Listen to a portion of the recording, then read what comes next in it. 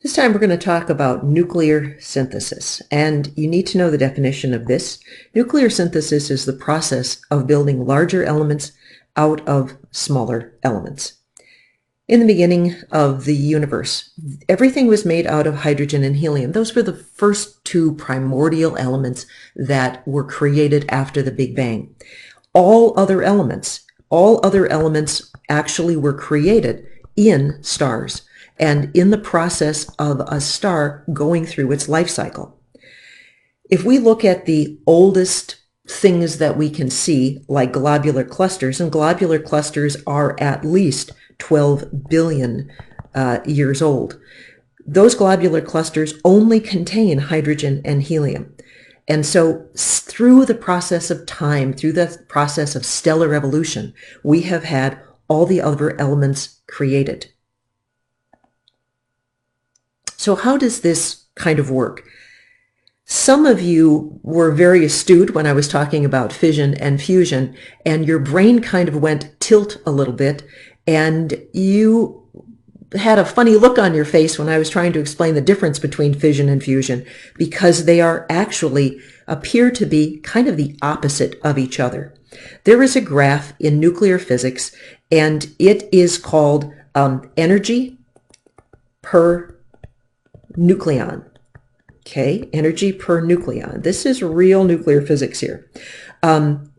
What this side of the graph represents is how much energy can be released when you change from one element to another element. This side of the graph is going to be the atomic mass of the elements. So down on this end, we're going to have light elements like hydrogen. Over on this end, we're going to have big elements like uranium. And here's the crazy way that this works. When we started the cosmos, we had mostly hydrogen, and hydrogen is way down here. During the process of nuclear fusion, fusion meaning you're taking little things and putting them together to make big things, hydrogen can combine with other hydrogens and create something like helium. Well, in that process, this amount of energy, I'm going to change pen colors, this amount of energy is actually released. That is an incredibly efficient fuel. You're burning hydrogen in the process of making helium. Massive amounts of energy are given off, and this is what powers most of our sun and most stars. But just like your car, eventually a star is going to run out of fuel, like your car is going to run out of gas. So what happens is that when a star starts to run out of hydrogen, it will then start fusing helium with maybe a hydrogen or something else, and those elements are going to combine to form things like oxygen and carbon. Now, as you can see, the oxygen and carbon, the difference between here and here is less energy. It's still going to release energy, but this is going to be a small amount of energy compared to the very large amount of energy that was released between hydrogen fused to create helium. Helium is a less efficient source. It's a less profitable fuel source, if you want to think of it that way. So whenever a star runs out of one element as fuel, it will switch to the next most desirable fuel source, and each one gets worse and worse and worse. Worse in the case that it gives them less energy. Eventually, the oxygen and the carbon is going to start fusing together to produce bigger elements like, for example, calcium and potassium and things like this. It is through this process, going up this curve, that a star is going to create these bigger elements on the periodic table. Those are going to be produced in this process of building bigger elements in the nuclei of stars, and that process is called nuclear synthesis.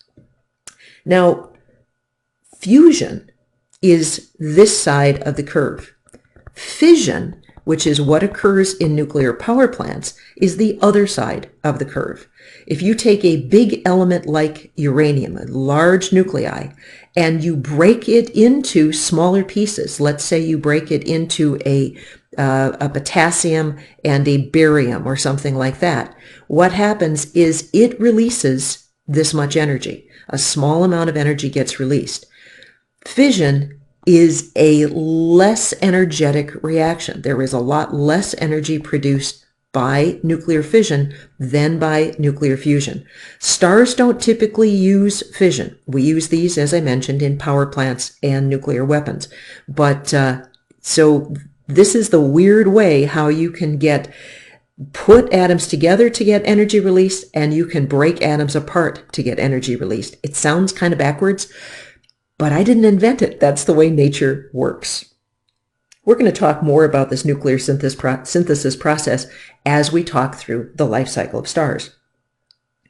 So how big does something have to be a star? It has to have enough mass to actually start fusion in the core. If a main sequence star has a mass of at least 7.5% of the Sun's mass, or about 75 times the mass of our planet Jupiter, it will have the heat and the pressure necessary for it to begin fusion and to become a star.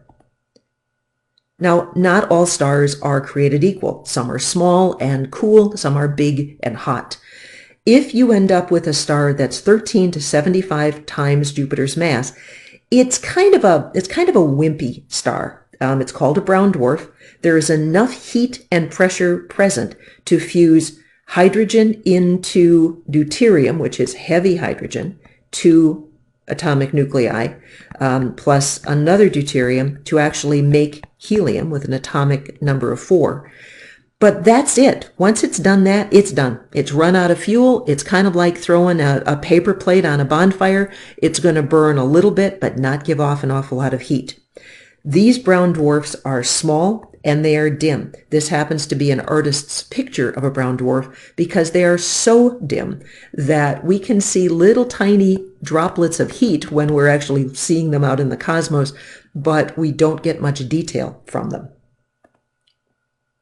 Anything that is less than 13 times Jupiter's mass is going to be a planet. It's just not going to have enough heat and pressure in its core to actually start that fusion reaction and ignite that fire. Our Jupiter is quite large, and we have found as exoplanets thousands of super Jupiters. These are planets that are many times bigger than our Jupiter, but just not quite big enough to start nuclear fusion. And so it's a continuum. There are skinny little stars and there are big stars and there's everything in between. And there's a cutoff where if you're too small, you are just going to be a planet. That's going to finish that video, and we will see you next time, and we're going to start talking about our sun. See you then.